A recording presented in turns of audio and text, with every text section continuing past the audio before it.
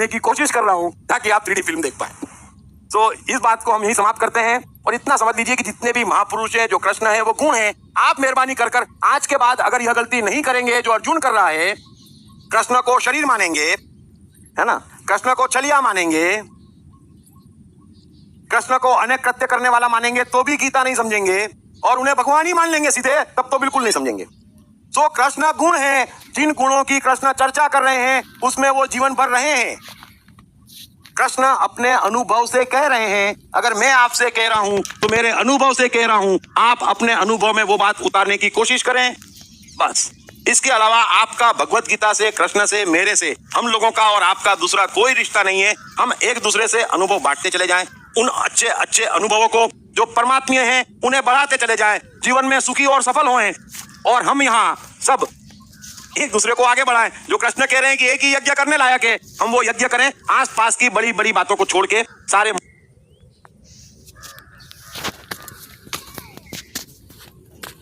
नकली नहीं, असली पासपोर्ट मिल जाएगा। अभी तो ऐसे ही कहते हैं, मालूम कुछ है नहीं, कृष्ण के गुण क्या मालूम नहीं। सो मैं चाहता हूं हम ये अधिकार पाएं और देखें कि 10% आने के बाद हम तो कहां के कहां पहुंच गए, लेकिन फिर भी हम है 10% पे, और महाराज 101 नंबर लेके बैठे हैं। फिर धीरे धीरे वो फासला भी हम काटेंगे। Thank you very much.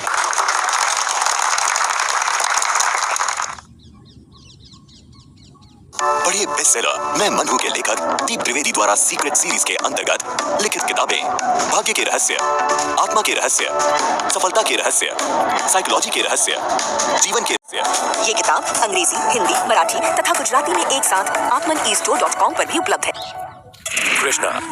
Krishna का बचपन कैसा गुजरा, कृष्ण राधा का प्यार क्या था, कृष्ण ने कितने विवाह किए, कृष्ण की चाइल्ड साइकोलॉजी क्या थी, कृष्ण ने ग्वाले से द्वारकाधीश तक का सफर कैसे तय किया, ये यादव स्थली क्या है, इन तमाम सवालों के जवाब जानिए। दीप त्रिवेदी द्वारा लिखित किताब मैं कृष्ण हूँ। ये किताब कृष्ण के संपूर्ण जीवन पर रिसर्च करने के बाद दीप त्रिवेदी द्वारा कुछ इस साइकोलॉजिकल अंदाज में सिलसिलेवार रूप से लिखी गई है कि जिसे पढ़ते पढ़ते आपका जीवन भी बदलता चला जाएगा। मैं कृष्ण हूँ। ये किताब अंग्रेजी, हिंदी, मराठी तथा गुजराती में एक साथ atmanestore.com साथ ही सभी प्रमुख ई-कॉमर्स साइट्स पर भी उपलब्ध है। दीप त्रिवेदी की मनुष्य के जीवन और उसकी साइकोलॉजी पर एक गहरी पकड़ है। मनुष्य जीवन के विभिन्न पहलुओं पर सर्वाधिक चर्चा करने का रिकॉर्ड भी उन्हीं के नाम पर है। मनुष्य जीवन का ऐसा कोई पहलू नहीं जिस पर उन्होंने खुलकर चर्चा ना की हो। Joy and success, mind and brain, day sleep, natural intelligence, change your future, ego, non-violence, freedom तथा दीप टॉक्स ताओ ते चिंग के अंतर्गत दीप त्रिवेदी द्वारा मशहूर चाइनीज फिलोसोफर लाओ त्से के महान सूत्रों पर चर्चा, परिचय, समय, मन, सफलता, संकट, धर्म, राजनीति और दीप टॉक्स भगवत गीता के अंतर्गत जीवन की किसी भी समस्या से निपटने के लिए दीप त्रिवेदी द्वारा भगवत गीता के संपूर्ण 18 अध्याय पर चर्चा। आप ये तमाम डीवीडीज और सीडीज सुनकर अपना और अपने परिवार का जीवन बदल सकते हैं। ये तमाम डीवीडीज और सीडीज आत्मन ई स्टोर तथा अन्य सभी ई-कॉमर्स साइट्स पर उपलब्ध हैं। हर बच्चे में सफल और महान बनने की संभावना छिपी होती है। सवाल बच्चे द्वारा अपनी प्रतिभा को निखारने का तथा सही परवरिश पाने का ही होता है। दीप त्रिवेदी द्वारा लिखित रोचक ग्राफिक बुक्स पढ़िए। The story of Thomas Edison, अनपढ़ एडिसन के महान वैज्ञानिक बनने की दास्तान। Not in to great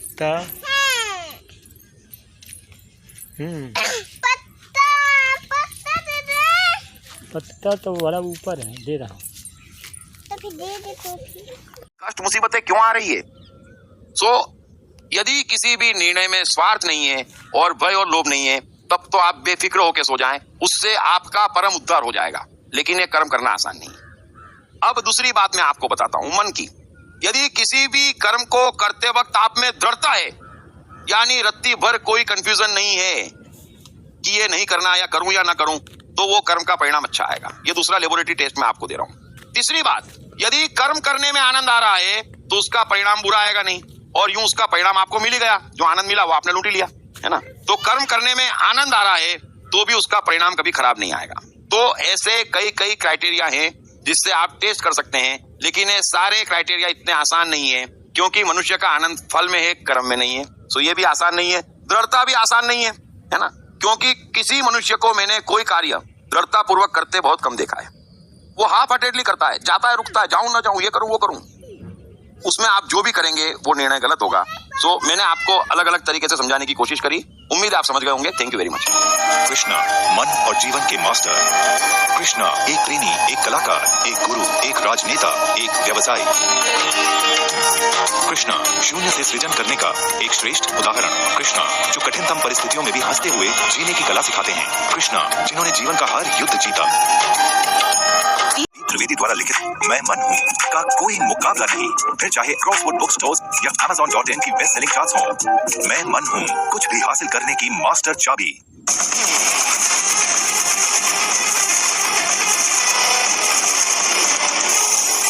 deep answers, आपकी समस्या, दीप त्रिवेदी के समाधान। सर, हमें कामयाबी जल्दी क्यों नहीं मिलती? यहाँ पर मनुष्य को साइकोलॉजी का ज्ञान नहीं है, उसे समय का कुछ ज्ञान नहीं है, उसे जीवन का कुछ ज्ञान नहीं है। इसलिए हर कोई ऐसे सवाल पूछता है और ऐसी उलझनों में रहता है। और सत्य के खिलाफ सिर्फ दुख ही दुख है, चिंता ही चिंता है और कुछ नहीं है। और जीवन का सत्य यह है कि वर्तमान क्षण के अलावा यहाँ पर सब कुछ असत्य है। और वर्तमान क्षण में मनुष्य असफल कैसे हो सकता है? मैं कोई कार्य कर रहा हूं या कुछ घट गया है, चलो और 3 साल इसमें जियो और आप लाखों में एक ना हो जाओ 3 साल में, जहां भी हो, जैसे भी हो, उससे तो मुझे कहना। अब सुनने में अच्छा लगता है, लेकिन मगर फल के दिन में 3 कर्म तो पहले करना पड़ेंगे ना। बस वही मैं कह रहा हूं, जब तक वो करेंगे नहीं आप समझेंगे नहीं। जिस चीज का अनुभव नहीं वो हमारा सत्य नहीं। सुनी हुई बातें किसी काम की नहीं। भीतर अनुभव करो जो कृष्ण कह रहे हैं कि मैं कह रहा हूं, या कोई भी कह रहा है, कृष्ण कह रहे हैं, मैं कह रहा हूं, कोई भी कह रहा है कि मोह में मत फंसो। अगर कोई बाहरी फोर्स के कारण आप कोई कार्य कर रहे हैं, पहले उससे बचना सीखो। फल की आशा में कोई कार्य कर रहे हैं, उससे बचना सीखो। मन के सत्य को मार रहे हो, जरा उससे बचना सीखो। ये ज्यादा महत्वपूर्ण है। जैसे जैसे वो समझ में आएगा गीता कृष्ण और मैं क्या कह रहा हूँ, तेजी से समझ में आएगा। तो बाहर के प्रभाव काटो, क्या सुन रखा है, कौन क्या कहता है। अरे उन कहने वालों को कृष्ण अर्जुन को युद्ध करने के लिए क्यों कह रहे हैं ये तक नहीं मालूम। कौन क्या कह रहा है, गीता में से भी ढूंढ लेते, जुआ खेलना अच्छा है ना। कुछ करने ना करने की बात ही नहीं है तो भी ढूंढ लेते, फिर उन श्लोकों पे भी आएंगे। तो जो हम हैं उससे ऊपर के व्यक्ति को हम पहचान नहीं सकते, उससे ऊपर के गुणों को हम समझ नहीं सकते। महत्वपूर्ण गुण डेवलप करना है। 3D मूवी तो देखना अच्छी बात है, लेकिन 3D चश्मा लगाना पड़ेगा। और मैं आपको 3D चश्मा देने की कोशिश कर रहा हूँ ताकि आप 3D फिल्म देख पाए। तो इस बात को हम ही समाप्त करते हैं। और इतना समझ लीजिए कि जितने भी महापुरुष हैं, जो कृष्ण है, वो गुण है। आप मेहरबानी कर आज के बाद अगर यह गलती नहीं करेंगे जो अर्जुन कर रहा है, कृष्ण को शरीर मानेंगे, है ना, कृष्ण को चलिया मानेंगे, कृष्ण को अनेक कृत्य करने वाला मानेंगे तो भी गीता नहीं समझेंगे, और उन्हें भगवान ही मान लेंगे सीधे, तब तो बिल्कुल नहीं समझेंगे। तो कृष्ण गुण है, जिन गुणों की कृष्ण चर्चा कर रहे हैं उसमें वो जीवन भर रहे हैं। कृष्ण अपने अनुभव से कह रहे हैं। अगर मैं आपसे कह रहा हूं तो मेरे अनुभव से कह रहा हूं, आप अपने अनुभव में वो बात उतारने की कोशिश करें, बस। इसके अलावा आपका भगवत गीता से, कृष्ण से, मेरे से, हम लोगों का और आपका दूसरा कोई रिश्ता नहीं है। हम एक दूसरे से अनुभव बांटते चले जाएं, उन अच्छे अच्छे अनुभवों को जो परमात्मीय हैं उन्हें बढ़ाते चले जाएं, जीवन में सुखी और सफल हों। और हम यहाँ सब एक दूसरे को आगे बढ़ाएं। जो कृष्ण कह रहे हैं कि एक ही यज्ञ करने लायक है, हम वो यज्ञ करें। आसपास की बड़ी बड़ी बातों को छोड़ के, सारे मुंह काट के सीधे सीधे हम समझने की कोशिश करें कि कृष्ण जो गुण कह रहे हैं वो हमारे में उतर जाए और हम वाकई एक बार दिल से जय श्री कृष्ण कह पाए। बस 10% गुण उतर गए तो आपको समझ में आ जाएगा, आपको अधिकार मिल जाएगा जय श्री कृष्ण कहने का। नकली नहीं, असली पासपोर्ट मिल जाएगा। अभी तो ऐसे ही कहते हैं, मालूम कुछ है नहीं, कृष्ण के गुण क्या मालूम नहीं। तो मैं चाहता हूँ हम ये अधिकार पाएं और देखें कि 10% आने के बाद हम तो कहाँ के कहाँ पहुंच गए, लेकिन फिर भी हम है 10% पे। और महाराज 100 इसमें जीती थी, इसमें जीती गई। कुछ के दिखाई इस पे नहीं कूदा। यह श्लोक मेहरबानी करके बड़े ध्यान से सुन लेना। कृष्ण की चेतना, कृष्ण के होश का मुकाबला नहीं है। कृष्ण अर्जुन से कह रहे हैं कि हे अर्जुन, यदि तू अन्य सब पापियों से भी अधिक पाप करने वाला है, यदि तू अन्य सभी पापियों से अधिक पाप करने वाला है, तो भी चिंता मत कर, है ना। तो भी तू ज्ञान रूप नौका द्वारा निसंदेह संपूर्ण पाप समुद्र से भली भांति तैर जाएगा। क्योंकि हे अर्जुन, जैसे प्रज्वलित अग्नि ईंधनों को भस्ममय कर देता है, वैसे ही ज्ञान रूप अग्नि संपूर्ण कर्मों को भस्ममय कर देता है। ब्यूटीफुल। वाकई कृष्ण की चेतना हम कल्पना नहीं कर सकते। मनुष्य जाति के इतिहास में कृष्ण ने जो ऊंचाई पाई है वो चमत्कार है। अब तक इतनी बातें कृष्ण ने अर्जुन से कही,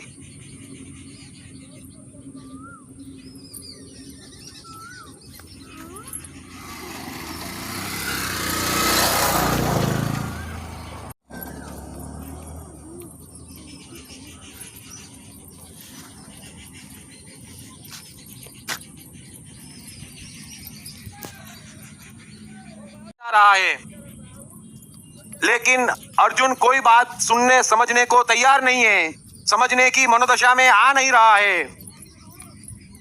वो मुझे अब भी कोई खास जानकार या ज्ञानी मान रहा हो ऐसा लग नहीं रहा है। तो कृष्ण ने उससे कहा कि कोई बात नहीं, इस ज्ञान को तू किसी तत्वज्ञानी के पास जाकर समझ, है ना। अभी नहीं पापा। लेकिन जो कुछ भी मेरे साथ कर रहा है, मेहरबानी कर ऐसा उनके साथ मत करना।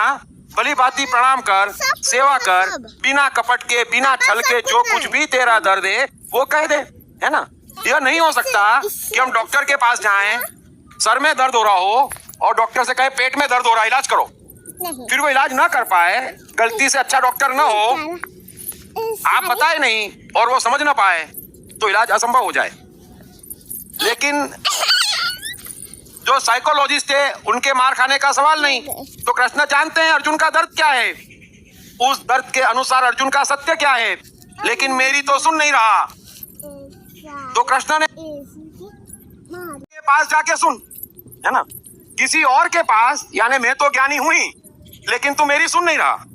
कृष्ण ये नहीं कह रहे किसी ज्ञानी के पास जाके सुन। अगले श्लोक में कृष्ण कह रहे हैं कि अगर तुझे ज्ञान उपलब्ध हो जाएगा तो उस परमात्मा को पहले तू अपने में और फिर मुझ सच्चिदानंद घन परमात्मा में देखेगा। यानी फिर से कह रहे हैं कि अर्जुन तुझे फिर मौका दे रहा हूं, समझ ले। तू जो समझ रहा है, तू जो मुझे शरीर की तरह देख रहा है, तू जो मुझे मेरे कर्मों से पहचानने की कोशिश कर रहा है, वो मैं नहीं हूं, मैं गुण हूं। और तू मुझे क्यों नहीं पहचान पा रहा है? क्योंकि साइकोलॉजी का नियम है कि जो गुण मनुष्य में नहीं है वह गुण वह किसी दूसरे में कैसा होता उसका अंदाजा नहीं लगा सकता। निश्चित ही कृष्ण, बुद्ध, क्राइस्ट, कबीर नहीं, जितने भी सफल महान लाखों लोग परमात्मा बनकर जी चुके, जी रहे हैं और जीते रहेंगे, लेकिन उन्हें पहचानना और समझना ये सत्य नहीं है। परमात्मा बाहर की चीज नहीं है, परमात्मा भीतर की चीज है। मन बाहर की चीज नहीं है, भीतर की चीज है। लेकिन जब भी देखने जाते, जब भी अनुसरण करते, जब भी समझने की कोशिश करते, गुणों की, जीवन की, कर्मों की बात करते, है ना, फिर प्रवचन भी देते। नहीं, अरे नहीं पापा, नहीं।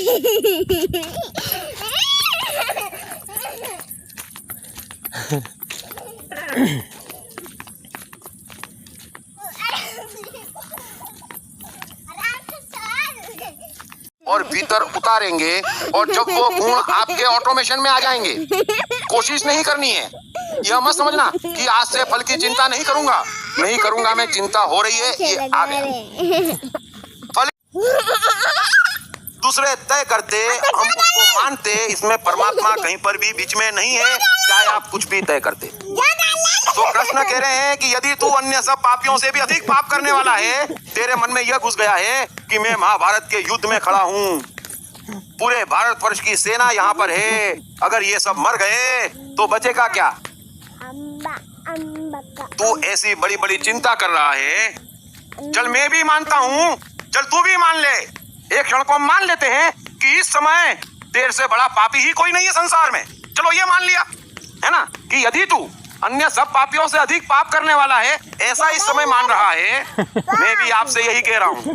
ज्यादा से ज्यादा क्या गड़बड़ है? चलो चलो मान लेता हूँ मैं कि आप नंबर 1 पापी हैं इस समय संसार के, इससे बड़ी गड़बड़ तो नहीं है किसी में। मोड़ पे उतार, जरा समझना जो कृष्ण कह रहे हैं, ये कोई साधारण आश्वासन नहीं दे रहे हैं, ये महान सत्य है। ठीक है कि चलो यदि तू पापियों से भी अधिक पाप करने वाला है तो भी चिंता मत कर, ज्ञान रूप नौका द्वारा निसंदेह तू संपूर्ण पाप समुद्र से तर जाएगा पल भर में। पाप के समुद्र में पड़ा होगा ना, तो भी ज्ञान रूपी नौका द्वारा पल भर में तर के पार हो जाएगा। कमाल की साइकोलॉजी। पाप क्या है? पाप कुछ भी नहीं है, कोई मनुष्य का कोई भी पाप नहीं है, कुछ भी साले